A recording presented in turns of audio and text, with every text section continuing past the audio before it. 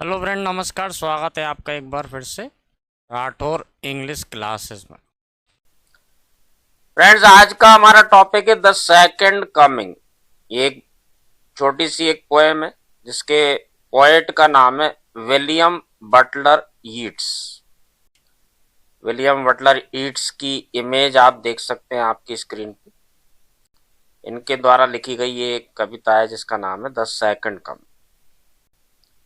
आइए शुरुआत करते हैं आज के हमारे चैप्टर की। आज की हमारी जो ये पोएम है जो विलियम बटलर यीट्स ने लिखी। आइए फ्रेंड, हम डब्ल्यू बी ईट्स के जीवन के बारे में कुछ बेसिक चीजों को देखते हैं। तो इनका जन्म 13 जून 1865 को हुआ था और 28 जनवरी 1939 को इनकी डेथ हुई थी। ये एक आयरिश पोइट थे फ्रेंड, आयरलैंड के रहने वाले थे। हालांकि काफी समय इन्होंने इंग्लैंड में बिताया। इनका बचपन लगभग 14 साल इन्होंने इंग्लैंड में ही व्यतीत किए, लेकिन अपनी आयरिश पहचान को इन्होंने हमेशा बना करके रखा। W Yeats friend one of the most important figure in 20th century literature में। इन्होंने बहुत अच्छी रचनाएं की हैं जो वर्ल्ड फेमस हुई हैं, और इसी कारण से इन्हें 1923 में नोबेल प्राइज फॉर लिटरेचर भी दिया गया था। इनके बारे में डिटेल जो है जानकारी हम देखेंगे जब इनकी हम बायोग्राफी को देखेंगे। तो शुरुआत होती है turning and turning in the widening gyre, the falcon can not hear the falconer, things fall apart the centre can not hold, mere anarchy is loosed upon the world. आइए पहले इन पंक्तियों का अर्थ देखते हैं। यहां देखिए कि ये जो वाइडनिंग गायर है ना, ये एक घूमता हुआ चक्र, एक विस्तृत चक्र के बारे में कहा गया है। अब यहाँ पे कवि कह रहे हैं कि घूमते हुए एक विस्तृत चक्र में, जिसमें कि जो फैल्कन है, फैल्कन का मतलब होता है बाज, एक बाज पक्षी होता है जिसे कहते हैं फैल्कन। और फैल्कनर का यहाँ पे अर्थ है फ्रेंड जो बाज को पालता है, बाज को पालने वाला, उसे कहा गया फैल्कनर। तो कवि कह रहे हैं कि घूमते हुए एक विशाल से चक्र में जो बाज है वो अपने पालने वाले को ही नहीं पहचान पा रहा है। इसका मतलब ये है कि फ्रेंड दुनिया जो है नियंत्रण से बाहर होती जा रही है। इंसान जो है अपने मूल सिद्धांतों से ही दूर जा रहा है। ये कविता ऐसे समय लिखी गई है फ्रेंड जब वर्ल्ड वॉर चल रहा था और दुनिया में अराजकता फैलती जा रही थी। उस बारे में कवि ने कहा है कि जो घूमता हुआ एक विशाल चक्र है उसमें बाज जो है अपने पालने वालों को ही नहीं पहचान पा रहा, यानी इंसान अपने जो मूल सिद्धांत है उनसे दूर होता जा रहा। Things fall apart the centre can not hold, सब कुछ टूट कर बिखर रहा है और केंद्र उसको पकड़ नहीं पा रहा। केंद्र का मतलब यहाँ पे सरकारी संस्थाओं की बात कर रहे हैं। सब कुछ टूटकर बिखरता जा रहा है और अब सरकार जो है ये इनके नियंत्रण से बाहर होती जा रही है चीजें। समाज की स्थिरता जो है खत्म होती जा रही। Mere anarchy is loosed upon the world, केवल अनार्ची, अराजकता ही पूरी दुनिया में फैल रही है और हर तरफ अव्यवस्था है, बदहाली है। The blood dimmed tide is loosed and everywhere the ceremony of innocence is drowned. देखिए इन लाइनों का अर्थ है कि खून से सराबोर जो लहर है वो छूट पड़ी है और हर जगह जो है मासूमियत का उत्सव डूब गया है। द ब्लड डिम्ड, देखिए ब्लड यानी खून से सनी हुई, टाइड यानी होता है लहरें, खून से सनी हुई लहरें छूट पड़ी है हर जगह और मासूमियत का उत्सव डूब गया है। देखिए इनोसेंस यानी होता है मासूमियत, ड्राउन का मतलब होता है डूब जाना। यहाँ पे कवि कहना ही चाहते हैं फ्रेंड कि युद्ध और हिंसा जो इतनी ज्यादा फैलती जा रही, जहां बेगुनाहों को मारा जा रहा है। The best lack all conviction while the worst are full of passionate intensity. यहां पर कवि कह रहे हैं कि श्रेष्ठ लोग जो हैं, अच्छे लोग जो हैं, अब किसी दृढ़ विश्वास के बिना रह गए, है ना, कन्विक्शन यानी दृढ़ विश्वास।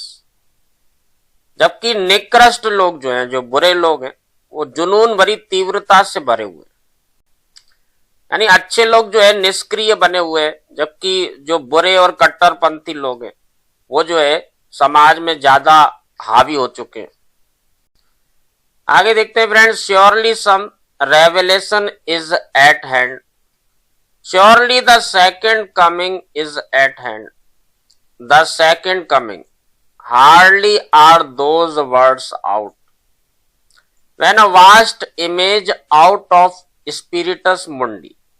अब यहाँ पे फ्रेंड जो बाइबल में वर्णन किया गया है उससे रिलेटेड बात कर रहे हैं कवि कि निश्चित रूप से कोई ईश्वरीय रहस्योद्घाटन होने वाला है, निश्चित रूप से सेकंड कमिंग होने वाली है। देखिए सेकंड कमिंग जो है ये बाइबल में कहा गया है, जब बहुत ज्यादा अत्याचार हो जाएंगे, जब पाप बहुत ज्यादा फैल जाएगा, तो ईसा मसीह जो है वो दोबारा से धरती पर आएंगे और मानवता की रक्षा करेंगे, मानवता को बचाएंगे। इनको बाइबल में ऐसा वर्णन किया गया है फ्रेंड कि जब बहुत दुनिया में बहुत ज्यादा पाप, अराजकता, हिंसा, ये सारी चीजें फैलती जाएंगी, जब ये अपने चरम सीमा पर पहुंच जाएंगी तो ईसा मसीह की सेकंड कमिंग, दोबारा से वापसी होगी और वो आकर के जो है मानवता की रक्षा करेंगे।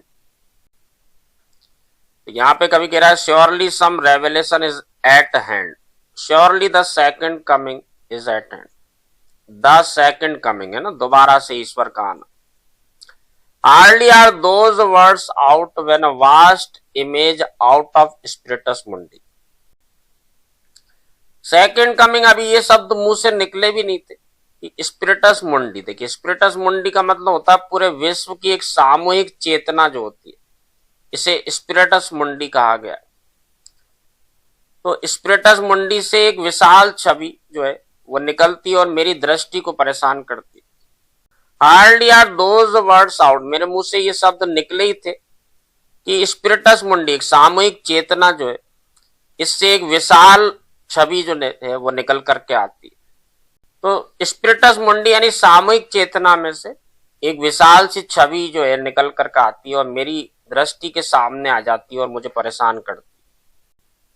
Troubles my site somewhere in sands of the desert, a shape with lion body and the head of a man।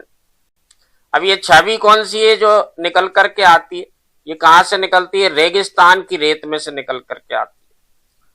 और ये आकृति जो है वो इस तरह की है जिसका शरीर जो है वो तो शेर के जैसा है, लेकिन उसका सर जो है, उसका हेड, ये मनुष्य के जैसा है। A gaze blank and pitiless as the sun is moving its slow thighs, while all about it reel shadows of the indignant desert birds. The darkness drops again, but now I know। अब इन पंक्तियों में friend कवि कह रहे हैं कि ये सूरज की तरह खाली, देखिए अ गेज ब्लैंक, सूरज की तरह खाली और बेरहम नजर, पिटीलेस निर्दयी, बेरहम, सूरज की तरह से खाली और बेरहम नजर, है ना, दयाहीन। Is moving its slow thighs, अपनी धीमी चांग, थाइज मतलब होता है जांग, देखिए जांगों को हिला रही, जबकि इसके चारों ओर गुस्से में रेगिस्तानी पक्षियों की परछाइयां मंडरा रही। देखिए डेजर्ट बर्ड्स, रेगिस्तान के पक्षी। The darkness drops again, but now I know that 20 centuries of stony sleep। अब यहां पे कवि कह रहे हैं कि the darkness drops again, अंधेरा फिर से छा गया। अब मुझे पता है कि पत्थरों जैसी नींद की 20 सदियां, but now I know that 20 centuries of stony sleep, देखिए पत्थरों की नींद। अब मुझे पता है कि पत्थरों की जैसी नींद की 20 सदियां, यानी ईसाई धर्म जो है इसको फ्रेंड 20 सदियां बीत चुकी हैं, 2000 वर्ष बीत चुके। That 20 centuries of stony sleep were vexed to nightmare by rocking cradle। अब ये यहाँ पे कवि कह रहे हैं कि 2000 वर्ष पहले भी स्टोनी स्लीप थी, जब पत्थरों की नींद थी, पत्थरों की जैसी नींद थी जो 2000 वर्ष पहले हुआ था ऐसा। तब एक रॉकिंग कैडल, एक झूलता हुआ पालना जिसमें ईसा मसीह का जन्म हुआ था, इनका जन्म हुआ और इन्होंने जो है वो जो दुस्वप्न था उस दुस्वप्न को जो है परेशान कर दिया, उसको बदल दिया था। यानी उस समय भी इसी तरह की अवस्था थी, इसी तरह से दुनिया में पाप, हिंसा ये सब फैला हुआ था। लेकिन ईसा मसीह आए और उन्होंने इन सारी चीजों को जो दुनिया से जो खत्म कर दिया और मानवता को एक बहुत बड़ी राहत दी। ऐसे ही फिर से होगा, द सेकंड कमिंग होने वाली है। दुनिया में इतनी ज्यादा अराजकता, पाप, हिंसा है ना, ये सब फैल चुका है, तो सेकंड कमिंग होगी और ईसा मसीह का दोबारा से इस धरती पर आना होगा। And what rough beast, its hour come round at last, slouches towards Bethlehem to be born. यहाँ पे कवि कह रहे हैं कि ये कौन सा खूंखार जानवर है जिसका कि अब समय आ गया आखिरकार, और वो जन्म लेने के लिए जो है बेथलेहम की ओर झुक कर के चल रहा है। यानी कि यहाँ पे वो जो बीस्ट के बारे में कह रहे हैं, जानवर के बारे में, ये पाप की ओर इंगित कर रहा है फ्रेंड। दुनिया में जो अराजकता और पाप फैल चुका है, तो कह रहे हैं ये कौन सा रफ बीस्ट है, कौन सा खूंखार जानवर है जिसका अंत समय निश्चित आ गया है, इसका अंत होने ही वाला है।